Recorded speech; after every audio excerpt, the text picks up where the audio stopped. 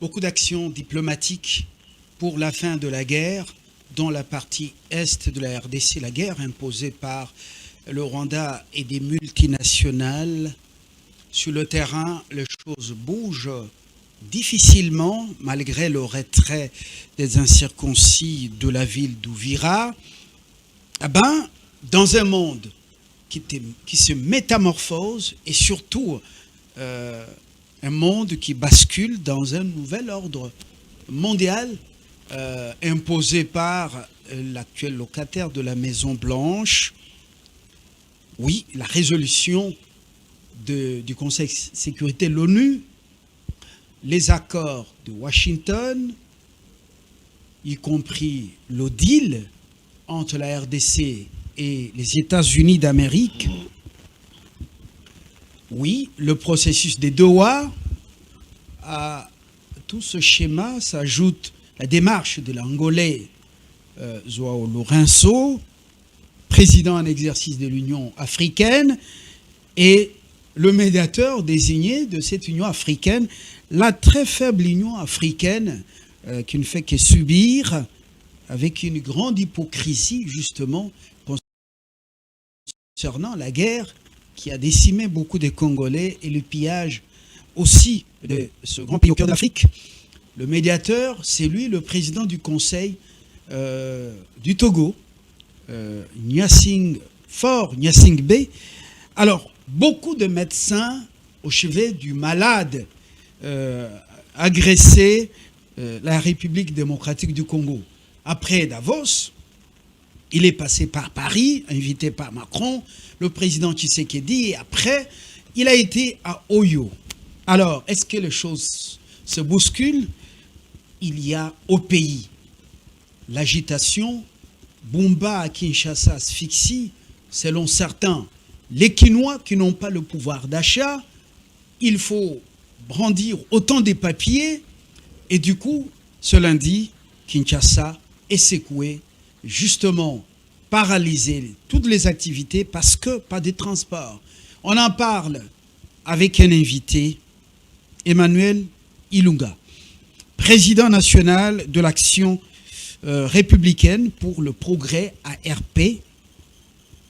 Il est républicain, c'est comme ça qu'il classe son parti, ancien ministre, délégué des Affaires étrangères, ancien ministre de, je vois, Affaires foncières, et puis c'est un homme d'affaires. Il est venu en politique en faisant les affaires lui-même. On a déjà vu ce qu'il fait. Je ne suis pas seul pour vous interroger. Je suis avec José Foutila, Univers Télévision. Bienvenue. Merci beaucoup. Il est très brillant, très cher Fabien Lumbala, pour l'invitation. Merci de tout cœur. Alain Boma, B1 Télévision, qui a refusé justement de porter des couleurs en cette période et de rester du côté de la République. Merci beaucoup Fabien Lumbala, c'est toujours un plaisir d'être sur le même plateau que vous. Alors, moi je pose une seule question, le reste vous allez, moi je vais vous l'offrir, ou vous le sur livrez, le plateau. Je vais vous le livrer pas comme un steak à consommer, mais pour des questions. Monsieur Ilunga,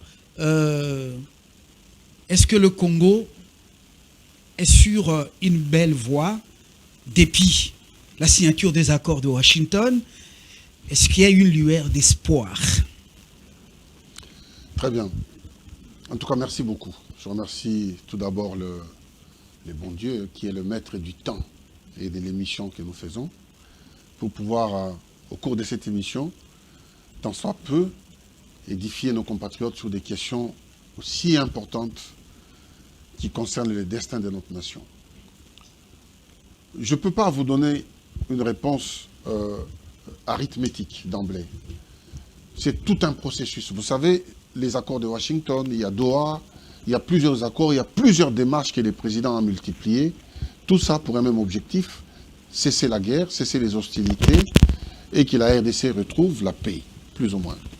Donc, à ces jours, il est difficile de porter un jugement définitif pour dire les accords ont apporté quelque chose de concret.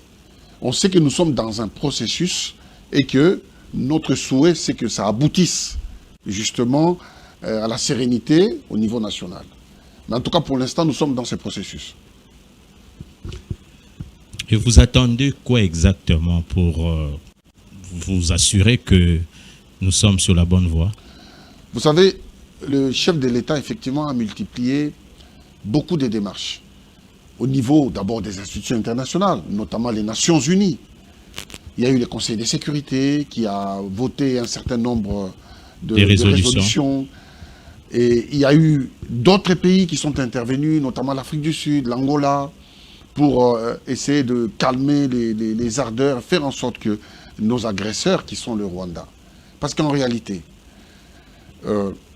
le chef de l'État a hérité, quand il arrive au pouvoir, dans la réalité, hein, je vais vous dire, hein, je ne vais pas mâcher le mot, d'un grand complot. Un grand complot pour disséquer le pays. La machine était en marche. Il prend le pays, il comprend les jeux qui sont en train de se jouer. Il met sa vie en jeu. C'est de deux choses l'une. C'est soit je ferme les yeux, la machine continue sous ces formats pour qu'un jour on se retrouve avec des pans des territoires du Congo coupés, annexés au Rwanda, une partie à l'Ouganda. C'était ça le but, les objectifs.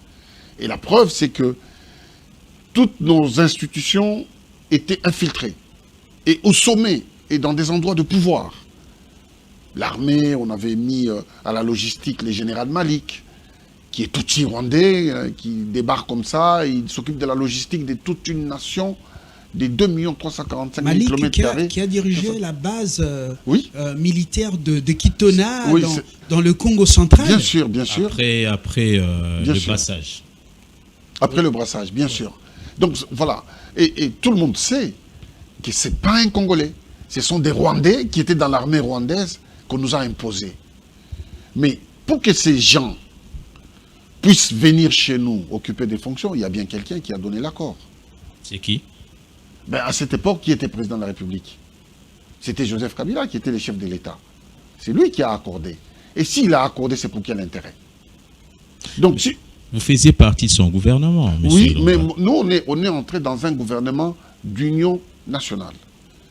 Il faut bien préciser, c'est que notre gouvernement, c'est les Nations Unies qui a décidé, on a nommé Edem Kodjo pour faire des dialogues, discuter et faire en sorte que la paix revienne à ce moment-là, le même format qu'on essaie de faire aujourd'hui pour que le président Félix fasse le dialogue. C'était exactement le même format. Et pendant que vous étiez dans des conseils de ministres, est-ce que vous soupçonniez quelque chose par rapport à lui?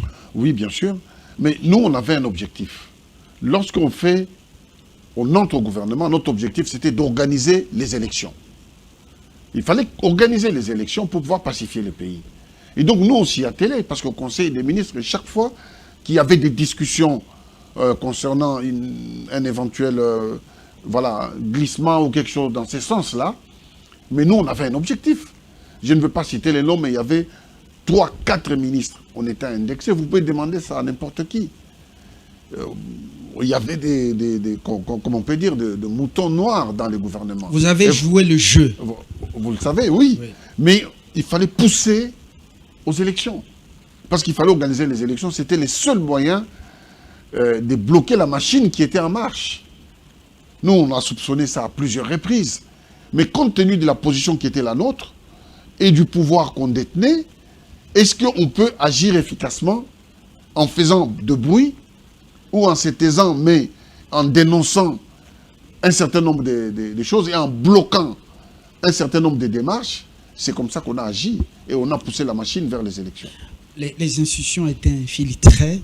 Ça vient de la bouche d'un ancien ministre. Ilunga n'est pas de la race des flatteurs, mais quand il dit ça maintenant, c'est qu'il faut prendre ça au sérieux. Josué. Alors, monsieur le ministre, moi je vais revenir sur les accords signés entre Kinshasa et Kigali. Oui. Il y a une certaine opinion qui pense que nous sommes agressés par notamment les États-Unis via le Rwanda. Une autre pense que Kagame, c'est le produit des Américains. qu'est-ce qu'on peut attendre de ces accords quand on sait que Kagame, selon cette opinion-là, est un produit des Américains? Certainement. Kagame est un produit des Américains, parce que quand il était en Ouganda, auprès de Museveni, il est parti faire des études poussées dans les renseignements aux États-Unis. C'était les stages. C'est un produit des Américains. Il fait partie, je pense, je risque très peu de me tromper, de la CIA. Très peu de me tromper. Et tout ce que Kagame a fait, c'est dans les livres de Charles Onana. Moi, je n'invente rien. L'Amérique est derrière toutes ces agressions. L'Amérique, vous savez, l'Amérique est multiple. Ou l'Occident, le monde occidental, moi j'y ai vécu 30 ans, plus de 30 ans, donc je comprends un peu comment le monde occidental fonctionne. Ils ont aussi, au sein même du monde occidental, des intérêts divergents. Ce sont des grands groupes qui se battent, qui trouvent des maillons faibles, qui les soutiennent et qui soutirent de l'argent. Et comme ça, ils achètent certains hommes politiques pour qu'avec des institutions de l'État, ils puissent accompagner des tueries ou effacer des crimes. C'est ce qui se passe. Parce que les États-Unis sont capables d'arrêter cette guerre aujourd'hui. Si les États-Unis ne le font pas, c'est parce que beaucoup d'Américains ont sali leurs mains avec Kagame. Et ils vont sous le dos de la cuillère pour éviter justement d'être éclaboussés. Parce que si Kagame est coincé face au mur, il va dire la vérité. Et cette vérité va déranger. Et donc, il faut y aller sous le dos de la cuillère. C'est comme ça qu'on les ménage un peu. Parce que le Rwanda, où est-ce que le Rwanda peut avoir l'argent pour faire la guerre pendant 30 ans? C'est impossible. Les coordonnées GPS, les données GPS que le Rwanda a tout le temps sur l'ensemble de notre territoire, comment le Rwanda fait-il? Le Rwanda a le logiciel Pegasus, qui est le logiciel israélien. Il l'a eu comment? Avec quel argent? Parce qu'il y a des techniciens qui doivent... Il faut un centre de commandement. Donc on voit très bien que le monde occidental... Moi, je perds mes compatriotes chaque jour. Donc je n'ai pas aménagé quiconque. Je gagne quoi en ménageant des gens? Donc j'ai dit, moi, les choses telles qu'elles sont. Mais non, qu'est-ce qu'il faut s'attendre du véritable agresseur qui est aujourd'hui médiateur des... Je voulais décrire déjà la situation. Et le Rwanda a accepté de servir, n'est-ce pas, des sous-fifs pour prendre un peu ce qui tombe et que les Américains, notamment l'Angleterre, les États-Unis, bon, il y a l'Australie et d'autres pays occidentaux, donc dont l'Union européenne, qui sont derrière cette guerre. La preuve, c'est que l'Union européenne vote chaque fois des résolutions pour aider le Rwanda financièrement, alors que le Rwanda, c'est un pays agresseur. Pourquoi ils ne le font pas avec la Russie? Pourquoi ne pas aider la Russie? Mais ils aident le Rwanda. Et d'ailleurs, la dernière fois, moi j'étais moi-même à Strasbourg, lorsque le Parlement européen votait justement des résolutions pour soutenir la RDC et condamner les Rwandais par rapport à l'agression. Moi j'étais à Strasbourg. J'y suis arrivé là-bas, il n'y avait aucun officiel. Alors qu'à ce moment-là, la ministre des Affaires étrangères était en Europe, mais elle était en Allemagne. Elle devait être à Strasbourg, au Parlement. C'est là où tout se décide. Je me suis retrouvé là-bas, parce qu'il y a des Congolais qui travaillent là-bas dans d'autres cadres, qui ont pu m'obtenir le badge. Je suis entré dans la salle et j'ai salué certains députés, on a échangé, ainsi de suite. Après, ils ont voté pour nous. Mais j'ai vu Mbata, il est arrivé, il était dehors. Après, toutes ces personnes, quand ils bougent du pays, ils ont des frais d'émission. Mais ils vont d'abord voir leur famille au lieu d'accomplir la mission qui leur est impartie.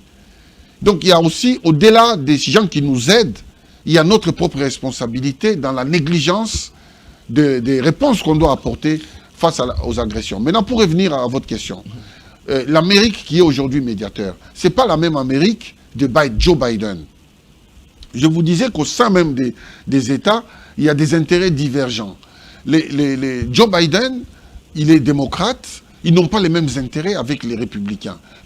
En plus, lorsqu'il y avait des élections présidentielles, toute l'Europe et tout le monde occidental étaient contre Trump. Donc Trump le sait, c'est comme ça que Trump est en guerre aujourd'hui avec le monde européen. Ce qui veut dire, nous, on profite justement de cette inamitié entre les républicains Trump qui est au pouvoir et le monde occidental qui avait beaucoup d'intérêt au Congo. C'est cette inamitié qui a ouvert la brèche dans laquelle nous sommes en train de négocier. Alors, monsieur le ministre, il y a un grand écart entre la ratification, je vais dire la signature de l'accord et les réalités sur terrain. Tout à fait. Est-ce que, je vais dire, voyez-vous les États-Unis se comporter comme ils l'ont fait au Venezuela pour les cas de Kagame? Ça peut arriver un jour? Ça ne peut pas arriver. Pourquoi? Pour celui qui ne respecte pas les accords. Ça ne peut pas arriver. Pourquoi? Parce que Donald Trump l'a dit à Davos la semaine dernière, que les Congolais ne doivent pas attendre leur libération de l'extérieur. Ils doivent eux-mêmes, il l'a dit officiellement, que nous devons nous-mêmes obtenir la réponse. Et ça, justement, j'interpelle les chefs de l'État par rapport à ça. J'étais, il n'y a pas longtemps, dans l'avion avec le ministre de Communication, Patrick Mouyaya. J'ai échangé avec lui en lui disant, essayez de changer vos programmes à la télé. On ne sent pas qu'on est un pays en guerre. Le programme à la télé, c'est matin, midi, soir, les religions, les églises, les tam-tams. On ne mobilise pas le peuple avec ça. Vous, vous êtes ministre, vous êtes en guerre. Moi, je suis en guerre. Nous sommes agressés. La télévision, c'est les moyens les plus importants des communications. Ça communique par l'image et par la parole. Alors, quand vous faites des émissions, vous n'avez aucune communication qui fait allusion à ce qui se passe dans l'Est. Nous enterrons tous les jours. Nos enfants, nos militaires se battent tous les jours. Et c'est ça qu'il faut montrer à la population pour les mobiliser. Vous ne le faites pas. Il y a un problème. Il vous a dit quoi concrètement? Deuxième point, je vous dis, hein, ce n'est pas un secret, je lui dis, maintenant nous, au-delà de nous, même certains opposants qui sont avec le gouvernement sur ces points-là, sur le point de cette agression, et qui veulent mobiliser la population, mais ils n'ont pas les moyens financiers pour payer.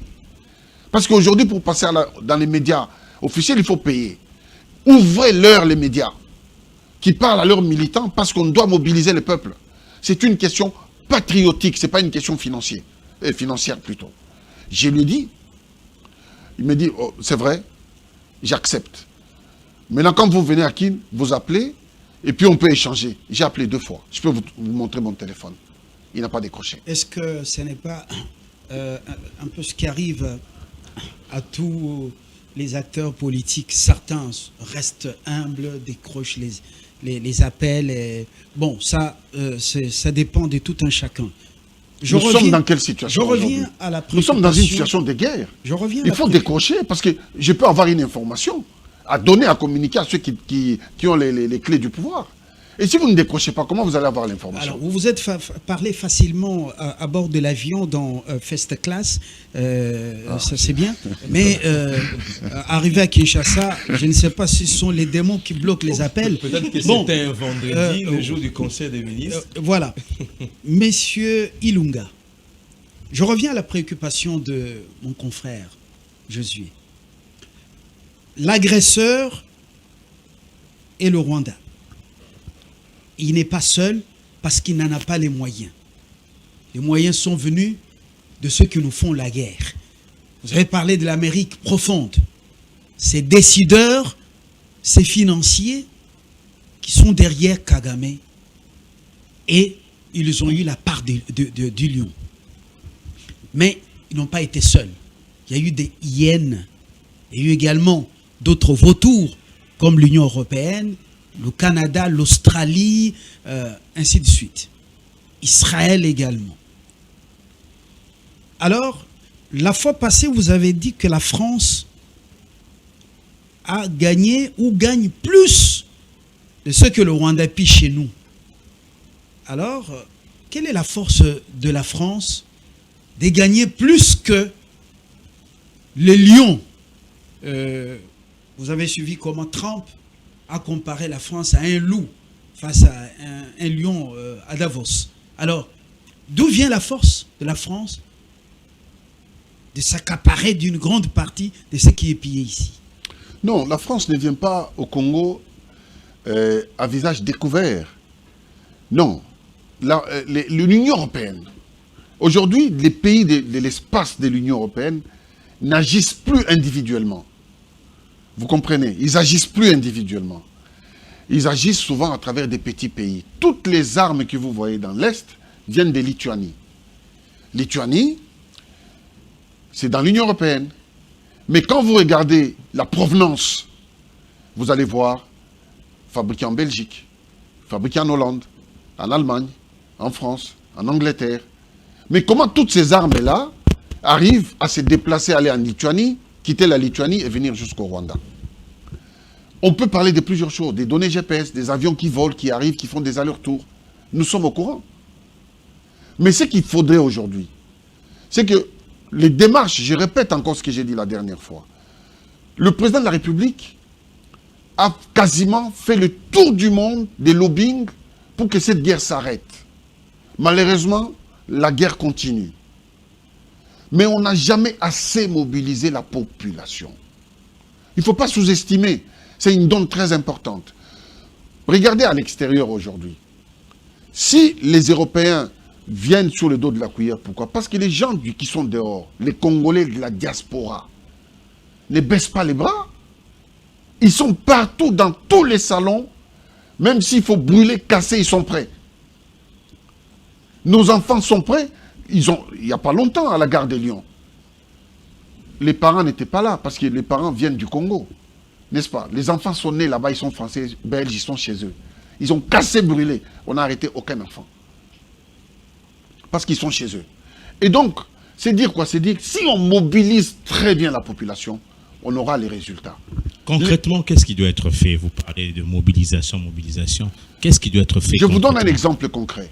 Allez-y. Lorsque Mouzé Laurent Désiré Kabila était là, la guerre, les Rwandais sont arrivés jusqu'à Kinshasa. Qu'est-ce que Laurent Désiré Kabila a dit à la population?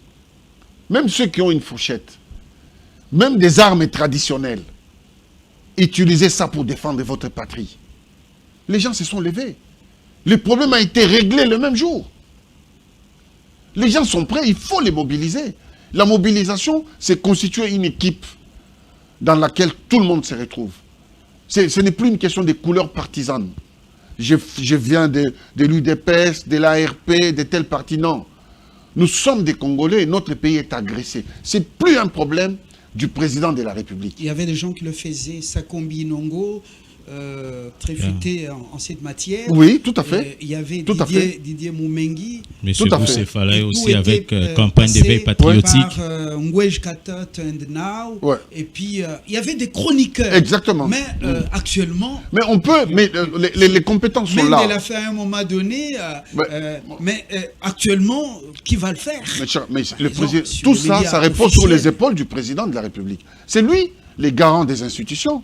Les garants de l'unité nationale et de notre intégrité territoriale. Ça veut dire que ces problèmes le touchent lui en premier. N'est-ce pas? Parce que s'il y a quelque chose qui ne va pas, si la génération des demain vient et que cette génération trouve qu'une partie de notre territoire est déjà coupée, qui on va condamner? On ne va pas dire il y avait Emmanuel Ilunga, il y avait Fabien Lumbala ou Josué, mais ils vont dire il y avait le président Félix Tshisekedi qui n'a pas été à la hauteur pour protéger les territoires. C'est lui qui sera indexé demain. Si demain, il y a quelqu'un qui doit entrer au Panthéon en étant très grand, c'est d'abord lui-même le président, en disant, lorsque Félix Tshisekedi était là, voici, il nous a laissé tous les territoires. Et nous avons fini cette guerre grâce à lui. Et vous, les leaders politiques, qu'est-ce que vous faites concrètement auprès de vos bases respectives? Exact. On ne vous sent pas. Il n'y a que des accusations. Tshisekedi a vendu le pays pour 99 ans. Il a bradé le patrimoine ou les richesses du pays. Il n'y a que des attaques, des injures venant par exemple de ceux qui se disent leaders. Bon, on ne conteste pas leur leadership. Ouais. Mais Tshisekedi a réuni sénateurs et députés de la dite majorité à la cité de l'Union africaine. Bien avant, il leur a dit, vous verrez des gens venir à cause de nos richesses, ainsi de suite. Mais est-ce que même les médias officiels reprennent cette communication? Qui s'est approprié ce que Tshisekedi?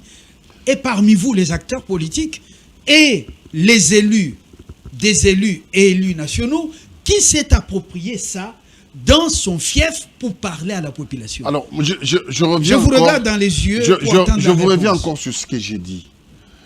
Nous avons des acteurs politiques qui sont capables de mobiliser. de réunir, et vous savez très bien comment ça se passe. Pour pouvoir réunir les médias, il doit utiliser ses propres fonds. Et s'il n'en a pas, malgré sa volonté, il ne peut pas le faire. Vous voulez la vérité, il faut que je vous la dise. Il a la volonté, mais il ne peut pas le faire. Parce qu'il n'a pas les moyens de le faire.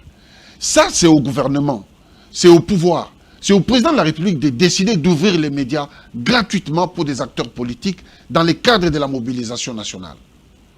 C'est au chef de l'État de décider. Quand il ouvre cette passerelle, les gens vont communiquer, ils vont mobiliser tout le monde. Il y aura bien sûr des débats à la télévision. Nous les voyons en Ukraine. Quand vous allez en Ukraine, il n'y a pas d'opposition. Parce qu'ils ont un problème, ils ont la guerre. D'abord, on finit la guerre, les restes, on verra. Pourquoi? Zelensky a ouvert les médias. Et aux opposants, et à ceux qui gouvernaient le pouvoir. Et donc, chacun mobilise, tous les Ukrainiens sont mobilisés. Ça, c'est la charge du chef de l'État, ce n'est pas ma charge à moi. Chacun sa charge et sa responsabilité. Vous voulez qu'il porte la tenue militaire aussi? Mais bien sûr que oui. Mais il est le commandant suprême des armées. Il est le commandant suprême des armées. Pourquoi on va lui enlever ça alors que la Constitution la lui reconnaît? C'est une fonction que la Constitution lui reconnaît. Si des gens ne sont pas à mesure, c'est ça, pousser le président à l'excellence. Si des gens chuchotent derrière lui, mais quand ils sont devant le président, ils ne sont pas capables de lui dire. C'est mauvais, ils ne lui rendent pas service. Aujourd'hui, je ne vais pas attaquer l'entourage du président, leur compétence ou leur incompétence. Mais j'ai dit tout simplement, il y a beaucoup de choses qui manquent. Par exemple, le président fait beaucoup de choses. Il a construit l'université en Bujimaï, il y a la rocade qui est en train d'être faite, il y a plein de choses qui sont faites. Mais personne n'est au courant. Personne n'est au courant. C'est-à-dire quoi? C'est-à-dire l'équipe qu'il inaugure aujourd'hui l'université de Canada. Mais attendez, laissez-moi finir. Laissez-moi finir. Oui. Appelez aux États-Unis, en Australie ou ici en Afrique du Sud 2-3 personnes, ils ne sont même pas au courant. Vous comprenez? L'équipe de communication du président est faible. J'utilise des mots faibles aussi, parce qu'il y a des mots durs. Un conseil spécial en matière de communication. Mais il faut les changer, mon cher ami. Il n'y a pas de sentiment à avoir sur les compétences qu'il faut avoir autour du chef de l'État pour faire de notre président un excellent président qui peut être apprécié par tout le monde. Et si vous commencez à négocier sur les compétences, vous allez dans la médiocrité. Et après, ne vous étonnez pas que les gens commencent à insulter, à critiquer. Ne vous étonnez pas. Donc, nous, on veut de l'excellence. Et pour ça, il faut être très exigeant. Monsieur le ministre, si je vous lis vraiment entre les lignes, là, comment vous voulez que nous puissions réagir? Le journaliste... Par voie militaire ou par voie diplomatique? Très bien. Nous devons fight and talk, comme on dit en anglais. Je parle et je combats. La voie militaire, on ne peut pas négliger. Ce qui se passe dans l'Est, il y a un cas qui est arrivé. Je crois que c'est en 1982 ou 83. En Guinée-Conakry, il y a une grosse rébellion, une très forte rébellion, appuyée par les mêmes personnes, comme aujourd'hui. Et ils sont arrivés aux portes de Conakry, dans une ville, Forêt-Caria, qui est à 60 km de Conakry. Donc le pouvoir tombait. L'ancien président, paix à son âme, Lansana Conté, a décidé, après avoir réuni un conseil avec l'armée et les civils, de demander à la population de quitter, d'évacuer la ville. Et il a tout brûlé. Il s'en foutait de ce que dirait la communauté internationale. Il a tout brûlé. Soso, Taba, Mboa, il a tout brûlé. Les rebelles, tout a été brûlé, cramé dans les feux. Et il a reconstruit la ville après. Parce qu'il avait demandé à sa population la contribution à l'effort de guerre. La diaspora a donné l'argent et les autres provinces qui n'étaient pas en guerre ont mis l'argent. Ils ont reconstruit, ils ont redonné des biens. Et cette ville, elle est magnifique. Moi, j'y étais il n'y a pas très longtemps. Et la guerre était finie. Aujourd'hui, Félix a beaucoup privilégié la diplomatie. Vous en conviendrez avec moi. Il n'a pas tort. Il n'a pas tort. Il a beaucoup. Il a cédé beaucoup de soi-même. Même, il était en Belgique. Il a proposé la paix des braves à Kagame. Aux yeux du monde entier. C'est dur pour un chef d'État de faire ça. Mais il l'a fait. Moi, je connais Félix quand il n'était pas président. Je connais l'homme. On l'appelait Rangers. c'est un combattant. Mais il a cédé beaucoup de lui-même. Moi, j'en suis sûr à 1000%. Il a accepté l'humiliation. Il dit, je mange sur moi, c'est pas grave. Si c'est pour la paix, j'accepte. Il l'a fait. Mais ces gens pensent qu'il est faible. C'est être naïf. C'est être naïf. Un faible n'arrive pas au sommet de l'État. C'est être naïf. Et donc, au jour d'aujourd'hui, il y a des solutions, mais radicales. N'est-ce pas? Quand quelqu'un a l'appendicite, si on ne fait pas l'opération, on peut compromettre son existence. Donc il faut une chirurgie. La démarche de l'Angola qui appelle le chef de l'État à convoquer un dialogue entre Congolais. C'est bien, le président peut accepter ça. Si le dialogue peut nous permettre de gagner du temps, oui. Dans notre stratégie que nous allons proposer au chef de l'État. On peut faire le dialogue, mais pour gagner du temps. Pour faire autre chose derrière. Autre chose derrière, c'est quelle chose? Autre chose derrière. À l'oreille, là. On peut gagner du temps pour faire autre chose. Monsieur le ministre, oui. La continuité. Pour faire autre chose, nous on conseillera. Nous sommes des faucons. Nous on ne va pas négocier sur parce que Kagame il est aimé par l'Occident. Non, on ne va pas négocier sur ça. Oui, nous sommes chez nous, dans notre pays, agressés, où on viole nos femmes, nos enfants, on les tue comme du bétail. Maintenant, dès que nous avons la possibilité de protéger notre population, nous allons appliquer la chirurgie. Je rebondis sur cette question d'Alain Boma. Il continue à donner, Rangers, que vous avez connu aux côtés de son père, vous-même, très proche des Sphinx, faisiez les jets avec le père et le fils, même si à un moment donné, Kabila vous avez débauché. Non, Kabila ne peut pas bien débaucher. Je vous ai dit, non, attention, il ne faut pas donner de fausses informations. Bon. Je vous ai dit qu'il y a eu un dialogue. C'est quand même un passé. Oui, mais bien sûr, il y avait Caméré. Au dialogue non, mais attends, de la cité de l'Union africaine. Au cours de ce dialogue-là, il y avait Caméré, il y avait Sami Badibanga. La plupart des gens qui ont participé au dialogue sont aujourd'hui certains auprès de Félix et d'autres au Parlement et au Sénat. Et voilà. Donc Kabila n'a débauché personne parce qu'ils sont là. C'est un passé quand même, un très proche de Tshisekedi, mais qui a accédé aux fonctions ministérielles. Bien sûr, mais je ne peux servir que mon pays. De la cité de si je ne sers pas mon pays, je vais servir que l'Union l'autre pays. africaine. C'est un passé qui reste... Non, mais bien sûr, si c'est à refaire, je le referai. Je n'ai pas menti. Non, mais vous n'avez pas menti, mais si c'est à refaire, je le referai. Parce que c'est mon pays. D'accord. Alors, on signe les accords sous la médiation du grand du monde, Donald Trump, qui n'est pas sorti de la résolution 2773. Si je me suis trompé, vous allez porter correction, je ne suis pas fort dans les chiffres. C'est 2773. Exactement. Et puis, il y a Doha. Ensuite, il y a le retrait, vous avez senti qu'ils ont, Amérique a tonné et ils sont partis d'Ouvira.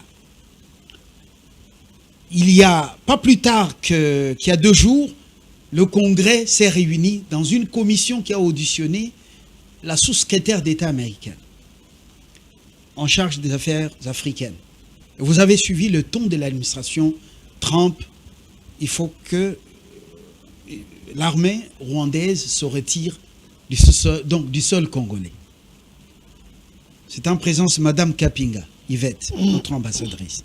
Alors, Félix Tshisekedi est invité à Davos. Kagame est absent. Allez droit au but. Parce que vous allez me perdre. Si la question est trop longue, je n'aurai pas la possibilité de vous répondre. Je suis en train de planter les décors, vous allez analyser. Non, mais je comprends. Il passe pas à Paris. Oui. Après, il va à Doha. Entre-temps, il était Oyo. Il était à Oyo, mais avant, il était à Luanda, avant d'aller à Davos. Et il était également à Lomé. Pourquoi le président doit être tout le temps dans les capitales de ce pays quand il sait que ces pays ont derrière eux la France, et la France qui n'est pas honnête ou franche avec le Congo et qui joue avec le Rwanda. Comment trouvez-vous cette approche diplomatique? Écoutez, les chefs de l'État multiplient des rencontres diplomatiques, peut-être pour infléchir certaines positions, y compris la France aussi a des pays africains auxquels elle est, je dirais, très amie. Donc quand ces pays lui parlent, parfois la France écoute. Et donc je pense que c'est dans ces cadres-là pour multiplier la diplomatie, pour infléchir des positions peut-être européennes. Mais moi je pense que la solution, vous savez, c'est bien, c'est tout à son honneur de faire ça le président de la République. Mais la solution c'est ici au Congo. Quand on mobilise son peuple, on arme son peuple, on va régler cette question nous-mêmes. On n'a pas besoin des autres. On peut régler ça nous-mêmes. Il y a des pays qui le font. L'Afghanistan l'a fait. L'Amérique, malgré sa puissance, on a vu les Américains fuir, prendre de l'avion, fuir. Toute la communauté, il y avait des soldats français, tout ça, belges, ils ont fui. Parce que les peuples étaient mobilisés, ils ont déterminé, ils ont décidé de les mettre hors d'état de nuire. Nous sommes déterminés à la seule condition que le pouvoir prenne sa responsabilité en nous mobilisant tous pour qu'on aille dans la même direction. Monsieur le ministre, j'aimerais revenir sur un propos que vous avez tenu tout à l'heure. Oui. S'il faut faire ou s'il faut dialoguer pour gagner du temps, on le fera, ça veut dire? Parce que le dialogue n'apportera pas une solution définitive, je dois vous avouer. Il ne nous apportera pas une solution définitive parce que les dialogues, on va partager les résolutions. Ça ne sera pas dans le sens où vous dialoguez pour que vous puissiez gagner sur l'ensemble de la question. Non. On va vous imposer une partie de la solution, même si cela ne vous convient pas. C'est ça, les dialogues. Ça veut dire que c'est un échange mutuel. C'est dans cet échange où chacun, mutuellement, se reconnaît et accepte. Pour que ces dialogues puissent réussir, il faut que les belligérants puissent dire « Ah, on a notre intérêt, c'est bon, n'est-ce pas ?» Et nous, on dit « On a notre intérêt, c'est bon. » Donc, on va continuellement partager notre territoire. C'est pour cela, j'ai dit, on gagne du temps. Pour former correctement notre armée, recruter plutôt des nouveaux militaires, les jeunes, les former, et pour qu'on puisse défendre... Ça fera 7 ans. Non, on forme un militaire dans 8 mois, on forme. Mais ça, c'est 7 ans depuis qu'il est au pouvoir. Bon, mais écoutez, il y a des choses qui n'ont pas été bien faites. faites. Ça reste 2 ans. Oui, mais même former ces militaires-là. Non, mais on peut former. Former, on a 6 mois, on peut former. Parce qu'on fait comment? Les pays est éternel. Même s'il a fait 7 ans, il y a des choses que Félix a fait qui sont bien, d'autres qui sont moins bien. C'est normal. Ça, c'est l'essor de tous ceux qui essaient de faire des choses. Il n'est pas parfait. Donc, malheureusement, voilà. Qui? Parce que dans ces tournants dans lesquels nous sommes... Dans les tournants... Il joue derrière le M23 et AFC. Négocier avec qui, M. Ilunga? Non, mais moi personne. Non, on va négocier même avec les M23, avec tout le monde, toutes ces personnes-là, c'est ce qu'on nous impose. Si on accepte la négociation, moi je ne suis pas pour la négociation. Mais si on nous impose la négociation et qu'on accepte la négociation, c'est qu'on va négocier avec les M23. Il ne faut pas se voiler la face. Oh, les M23, quand vous regardez la hiérarchie du M23, c'est que des Rwandais. Moi, j'en veux pas personnellement. Or, dans votre entendement, oui, ça sera un dialogue non sincère. Non, ça, bien sûr, mais vous avez tout compris, ça sera un dialogue non sincère. Bien sûr que oui. Parce que, quel est l'objectif de la guerre qu'on nous impose par les Rwandais? La guerre, toute guerre a un objectif plutôt. Mais quel est l'objectif? Nous, on n'agresse pas le Rwanda. On n'a pas une dette vis-à-vis du Rwanda. On n'a rien à donner au Rwanda. Nous, on a accueilli des réfugiés qui sont venus en 1994. On a tout donné, à manger, à boire. Les Rwandais, on les a formés chez nous, dans nos écoles, dans nos universités. C'est les mêmes personnes qui nous trahissent aujourd'hui. Quand s'ils nous font la guerre, c'est qu'ils viennent pour nous prendre un territoire. Je n'invente rien, Kagame l'a dit. Il a dit dernièrement quand il était en Russie. Oui, monsieur le ministre, il y a un des acteurs politiques qui a fait sa rentrée politique, pour ne pas les citer, Germain Kaminga, qui pense que il ne faut pas aller aux élections, il faut plutôt finir la guerre dans l'Est. Quel est votre avis? Mais on parlait des élections là, à ce moment-ci, je pense que c'est irresponsable. Cela veut dire quoi? Nous allons faire les élections et nos frères qui sont à Bunagana, qui sont à l'Est d'une manière générale, ils ne voteront pas. Ça ne sera pas nouveau. Hein? Alors, ça ne sera pas nouveau, mais ce n'est pas correct. Ce n'est pas parce que ce n'est pas nouveau qu'il faut le faire. Ça peut être ancien, mais il faut corriger, remettre les choses. Et là, c'est une manière de donner... C'est une manière de donner des arguments à ceux qui pensent que le chef de l'État va continuer. Il y a un pan entier du pays. Dans le passé, il y avait des micros, quand même, partis. Mais aujourd'hui, c'est un pan entier du pays qui ne pourra pas voter, qui sont dans des zones de guerre. Et donc, c'est compliqué. Moi, je pense que la faiblesse du gouvernement, c'est de ne pas être capable de prendre des grandes décisions. Ça, je veux le dire. Notre armée a été beaucoup infiltrée. Qu'est-ce qu'il faut faire? On met à la retraite tous nos généraux, des généraux jusqu'à peut-être colonel, retraite. On les met à la retraite. Ça, parce que l'armée, quand il a été infiltré par les sommets. C'est les sommets qu'il faut couper. Il faut créer un nouveau sommet. Parce qu'il a été infiltré par les sommets, c'est facile, on fait une chirurgie tout de suite. Il y a un travail qui est en train de se faire au sein des FARDC. Je suis passé par Ndolo la nuit. On me dit que c'est 55 généraux qui sont... ou qui seraient en Ndolo, à la prison, et c'est hyper sécurisé le quartier. Je ferme la parenthèse. Monsieur Ilunga, votre ancien collègue au sein du gouvernement Tchibala. D'abord, Sami Badibanga et Tchibala, Choki Tundu a fait sa sortie officielle à travers son parti PSDV, dit que vouloir le dialogue en ce moment et l'encourager, c'est jouer le jeu de Kigali, le jeu de l'ennemi.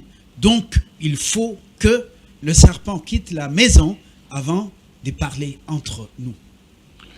Qu'en pensez-vous? Je pense que peut-être qu'il a été sincère dans ce qu'il dit, mais il n'a pas poussé très loin son questionnement.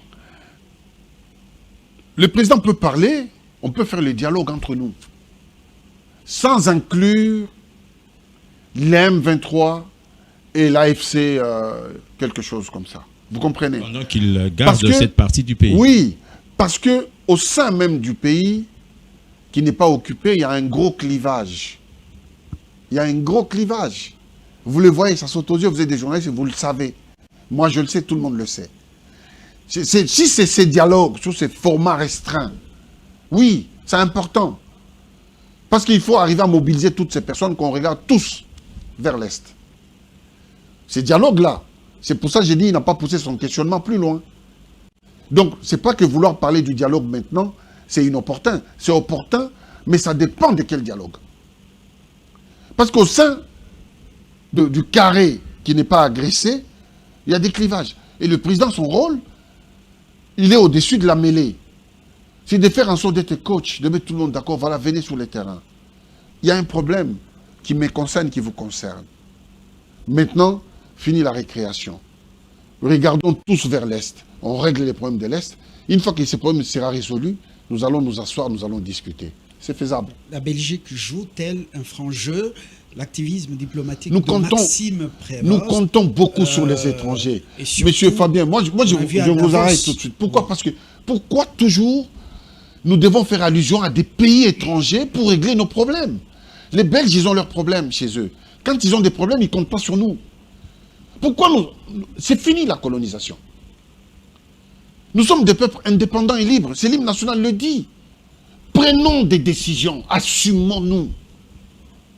C'est ça qu'il faut faire. Assumons-nous. Il faut arrêter chaque fois de tourner les regards vers l'extérieur. Nous avons des solutions. Nous sommes, avec des enfants, 16 millions de Congolais à l'extérieur. Toutes compétences confondues. Il appartient au pouvoir de dénicher les compétences. De leur faire des propositions qui reviennent au pays pour nous fabriquer des armes. Je vous ai dit la dernière fois dans l'émission que moi, quand j'étais étudiant à l'époque, j'étais locataire et le propriétaire de la maison, je ne savais pas que c'était un Congolais. Bien sûr, il a épousé une femme blanche, mais c'est l'ingénieur qui a mis en place, qui a inventé les radars qui font des brouillages GPS qu'on a mis dans les MiG partout. Et aujourd'hui, il a beaucoup développé. Après, on a sympathisé, on échangeait beaucoup. Je dis, mais à l'époque, hein, je dis, mais les Congos ont besoin de... Il dit, mais il ne peut pas, parce que les logiciels sur lesquels ils travaillent, les Congos n'ont pas ça. Ils ont développé des logiciels compliqués. Et il me dit, je ne suis pas les seuls Congolais. C'est un gars de Bandundu, un gars super intelligent. Il y en a beaucoup comme ça en diaspora. Mais ça appartient au pays de les dénicher. Quand un pouvoir veut des solutions, il se met les moyens pour le faire. Il ne faut pas prendre des gens faibles, les mettre à la tête du pays, autour du président, et penser qu'avec ces gens, on va avoir la solution. Non. Quand on veut la solution, on met des compétences. Vous imaginez, sur les 110 millions de Congolais, on n'a pas des gens compétents, même parmi vous? Alors, José, vous avez une question, nous chutons déjà. Monsieur Ilunga, face à une diplomatie agissante, mais tirée par le bas, par l'armée qui est réputée faible, vous ne pensez pas qu'un dialogue inclusif, sincère, reste le seul mécanisme capable de nous conduire vers la paix? Non. Notre armée n'est pas faible. Ça, je vous conteste. Puisqu'il n'y a eu aucune résistance partout, les M23... Oui, l'armée n'est pas faible. Attendez, je suis en train de... les traîtres, la question m'est adressée. L'armée qui est dans le top 10 Monsieur Lumbala, la question m'est adressée. Oui. Non, l'armée n'est pas faible. En tant que patriote, hein, moi je me permets pas. Je comprends. Je comprends. Les statistiques nous plaçant 10e. Je comprends. Nous sommes dans les top 10, à part les traîtres. On est en train de désactiver. Écoutez. Monsieur Ilunga. Notre armée n'est pas faible. La situation que nous vivons aujourd'hui, où plusieurs pays nous attaquent, y compris des grandes puissances, aucun pays en Afrique, même l'Afrique du Sud, si on lui faisait ce qu'on nous fait, ils allaient exploser. Nous faisons la guerre contre le monde occidental, qui fournissent les armes et la logistique, tout, les informations. Mais ils n'arrivent pas. Ils corrompent. Ce n'est pas l'armée qui est faible, c'est qu'au sein de l'armée, que le président Félix a hérité, je l'ai dit d'entrée de jeu, il a hérité d'une armée totalement infiltrée, par plein de traîtres à qui on a corrompu, et qui sont là pour donner des informations, des positions de nos militaires et les faire tuer. Les militaires, ils veulent se battre, ils veulent régler les problèmes. Mais la plupart des chefs militaires sont des traîtres qu'il faut mettre hors d'état de nuire. C'est le boulot. Félix a eu double travail. C'est-à-dire trahi par son propre peuple et attaqué par les étrangers. Les gens qui se battent corps et âme pour servir les Rwandais contre leur propre territoire. Mais il faut être un malade mental pour faire ça. Il faut être un malade mental. Même l'argent ne peut pas remplacer sa patrie.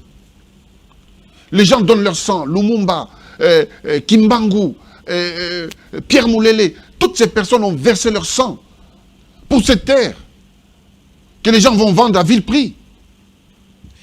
On n'a pas une armée faible. Excusez-moi, j'ai monté un peu le temps, mais voilà, bon, non, mais c'est normal. C'est la patrie qui parle. Est-ce que le dialogue entre Congolais va-t-il nous amener à faire tabula rasa du jugement qui a été prononcé dans le procès Kabila, le nommé Kabila, certains l'appellent commandant Hippolyte Kanambe, voilà. Est-ce qu'on va effacer le tableau? Est-ce que ce n'est pas la démarche du roi des Belges, Philippe, et des Macron et de tous ceux qui étaient avec Kabila, et même certains dirigeants anciens, tout comme ceux qui sont en fonction en Afrique? Mais eux-mêmes, ils ont une histoire. Lorsque Adolf Hitler occupe des pays comme la Belgique, la France et tout ça, toutes les personnes qui ont collaboré avec les généraux d'Hitler, les Goering, tout ça, avec tous ceux qui ont collaboré, mais pour la plupart, ils ont été exécutés à la libération. Parce que quand vous trahissez votre patrie, quel pardon vous méritez? Une fois que vous avez trahi la patrie, sachez que derrière votre trahison, on a enterré des milliers de gens. Alors, qui va vous pardonner? Il n'y a pas de pardon possible. Donc, tous les traîtres, je pense que la sentence est déjà dite pour les traîtres. Même Dieu, lorsque Satan a trahi, qu'est-ce qu'on a fait? On l'a chassé du paradis. On l'a descendu. Mais dans cette descente, il y a eu un combat. Ce combat, les anges ont gagné contre les forces de l'obscurité. Sans cela, mais ils allaient corrompre tous les paradis. On a terminé, mais on n'a pas parlé du social du peuple. À Kinshasa, l'hôtel de ville a décidé qu'on brandisse autant de documents pour ceux qui sont détenteurs des engins automoteurs. Ça va dans les calculs jusqu'à plus de 500, jusqu'à 560 dollars américains. Le sachet de la ménagère, le pouvoir d'achat, c'est un souci. Les gens ne mangent pas à satiété. Est-ce que vous trouvez que cette décision est prise au bon moment, alors qu'on doit mobiliser ce peuple contre les agresseurs et les traîtres? Est-ce qu'il y a harmonie entre ces mesures et le contexte? Monsieur Ilunga. C'est irréfléchi de la part du gouverneur. C'est irréfléchi. Un homme intelligent ne peut pas prendre de telles décisions. Pour deux raisons principales. La première raison, c'est que vous concentrez les mécontentements. Quand les gens ne vont pas travailler, ils ne se déplacent pas, ils restent chez eux, ils n'ont rien à manger, vous les concentrez, vous créez un terreau de, comment dirais-je, des révolutions. Les révolutions ont commencé comme ça. Parce que les gens, ils en ont marre, ils finissent par créer une révolution. Donc, exactement le contraire de ce que vous cherchiez. Il connaît les salaires de chaque Congolais. Nous sommes dans un pays où on n'a pas suffisamment de routes. Mais il y a autant de taxes. Mais le peuple en a marre, est fatigué. Le peuple n'a pas d'argent. Apparemment, il obéit aux instructions du VPM en charge des transports et voie des communications, des enclavements, quelque chose dans ce sens. Jean-Pierre Bemba, qui est membre du gouvernement central. Mais c'est dommage. Mais si c'est le cas. Est-ce que nous n'allons pas vers un suicide du peuple? C'est un suicide. Moi, j'ai circulé aujourd'hui en ville. C'est un suicide. Il faut arrêter avec ça. Il faut arrêter. Il faut permettre à la population d'évacuer tranquillement. Pourquoi seulement à Kinshasa? Pourquoi pas en Bujimaï? Pourquoi pas au Katanga, à Lubumbashi? Pourquoi pas à Likasi? Pourquoi pas en Bandaka? Pourquoi pas à Goma? Pourquoi seulement à Kinshasa? Et il sait très bien que toutes les personnes qui ne se déplacent pas, lorsqu'ils restent à la cité, ils parlent entre eux. Et c'est un terreau, un vivier potentiel de mécontentement et de révolution. Et c'est très dangereux, c'est contre-productif. Cette mesure, ils doivent revenir là-dessus. Vous savez pourquoi ils insistent? Parce qu'il y a une mafia. Moi, je vais être franc avec vous. Vous êtes certainement informé que lorsque quelqu'un vend les permis, il y a des retours, il y a des retombées, 10 $ pour X, des rétrocommissions pour YZ. C'est cette mafia-là qui va pousser les gens à consommer pour que les gens gagnent de l'argent derrière ces différents achats. C'est comme ça que ça se passe. Mais le peuple n'a pas les moyens. Le peuple congolais n'a pas d'argent. Il y a des gens qui travaillent, ça fait 2-3 mois, ils ne sont pas payés. Ou quand ils sont payés, les salaires de novembre, on lui paye ça en janvier. Mais à cette personne, vous lui demandez de payer 500 $. Il va avoir ça où? Merci beaucoup, Monsieur Ilunga. Nous avons terminé. Nous avons abordé du moins l'essentiel de l'actualité. Les questions brûlantes de voilà, l'heure. avec d'autres sujets. Je voudrais juste rajouter une chose. J'ai appris qu'il y a 3 juges qui sont en prison à Makala, qui ont été envoyés par leur hiérarchie. Parce qu'ils ont dit tout simplement le droit, mais leur façon de dire le droit a contredit les intérêts de leur hiérarchie. J'ai demandé à voir les dossiers pour entrer en profondeur dans ces dossiers. Je ne lâcherai rien. En tant que qui demandait les dossiers? Mais je suis un homme politique, je suis un acteur politique. C'est mon pays. C'est un terrain très glissant. Il y a à manger, à boire dans ce secteur. Mais c'est mon pays. Mais arrêtez d'avoir peur. Arrêtez d'avoir peur pour défendre les intérêts de votre peuple. Lorsque Tshisekedi descendait dans la rue pour défendre tout le monde, Il défendait avec quel mandat? Merci beaucoup, M. Ilunga. Référez-vous au Conseil supérieur de la magistrature J'ai fait. pour voir Mais c'est ce que j'ai fait. ce qu'on reproche Mais c'est à ce que ces juges. Non, mais c'est ce que j'ai fait. J'ai envoyé une équipe pour avoir accès au dossier. J'ai envoyé un avocat pour comprendre le dossier. Pour l'instant, je ne dis pas qu'ils sont injustement envoyés. Je dis qu'ils sont envoyés à Makala et je suis en train de regarder le dossier et j'y reviendrai. C'est ce que j'ai dit. Merci. Voilà. Monsieur Ilunga, président national de l'Action républicaine pour le progrès, ARP, c'est un parti républicain, ancien ministre. Il a répondu à nos questions. Si vous en avez d'autres, vous pouvez les envoyer. On pourra lui demander de revenir. Je n'ai pas été seul. Avec Alain Boma, Biwan. Merci, Fabien. Et Josué Mfotila, Univers Télévision. Merci beaucoup. À la technique, oui, Makavanga, on l'appelle Valdi. Et derrière les caméras, oui, c'est Kalombo, Célestin. Il était au Forum au Moulin. À très bientôt. Au revoir, avec le même plaisir.